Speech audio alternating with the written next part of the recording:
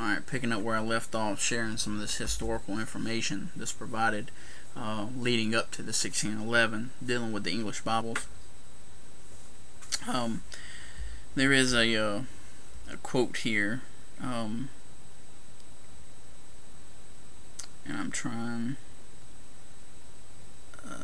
There's a guy named Whittingham, okay, and he,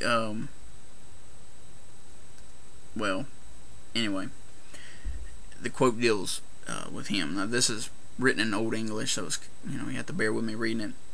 He goes on to explain his system of annotation and the critical marks by which he drew attention to differences in the Greek manuscripts, either in single words or in the sentence, and finally expatiates at some length on the value of the arguments, as well as they which contain the sum of every chapter, as the other which they would are placed before the books and epistles, whereof the commodity is so great, and they may serve instead of a commentary to the reader.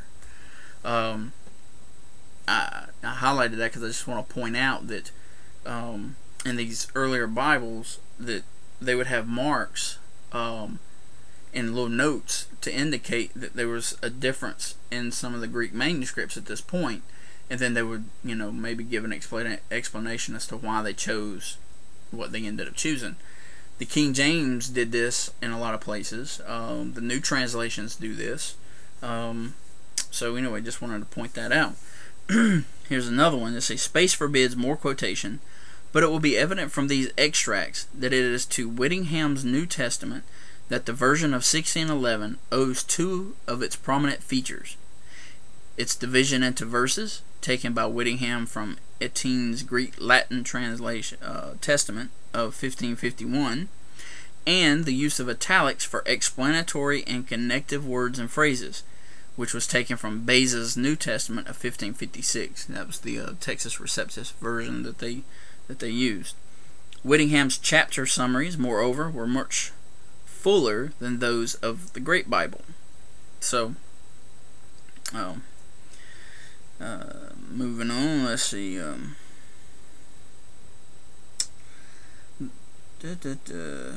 They allude to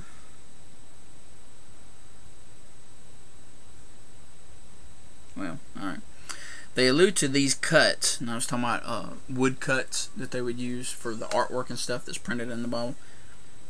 They allude to these cuts in their preface, and also to the addition of verse numbers in the chapter summaries, by which these were brought into the form used in 1611. As regards the literary influences which affected the Geneva version, it is clear that increased use was made of the Latin translation of Pagninus, the Revised Bible of Leo Juda, and that of Sebastian Munster, also of the French revisions of Olivetan. For the New Testament, Whittingham had constant recourse to the French version of Beza, Theodore Beza, published in 1556. Further use was made of this in 1560, while in the 1576 Lawrence Thompson used the Geneva version as the basis of a direct translation from the French of Beza, and editions of this were often bound up with the Geneva Old Testament.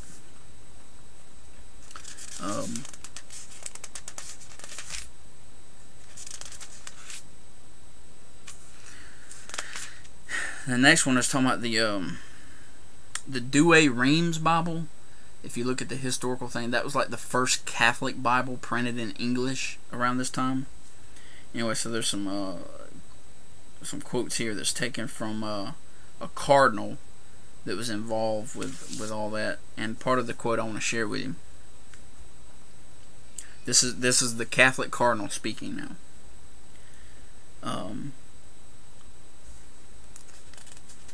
What he's dealing with here is all these English translations that are coming out. Yeah. Hence, when they are preaching to the unlearned and are obliged on the spur of the moment to translate some passage which they have quoted into the vulgar tongue, they often do it inaccurately and with unpleasant hesitation. because either there is no English version of the words, or it does not then and there occur to them. So, and then he makes this statement: this evil might be remedied if we too had some Catholic version of the Bible, for all the English versions are most corrupt. Well, I think that's important, because here was the Catholic accusing the English Bibles of that time, which was Wycliffe, Tyndale, Coverdale, Bishops, Matthews, Geneva, of being corrupt. You know, it's kind of the opposite of the argument I'm hearing now, saying that the new versions are corrupt because of the Catholics' involvement. Anyway, just want to point that out. You can store that away. Here's another point I wanted to share.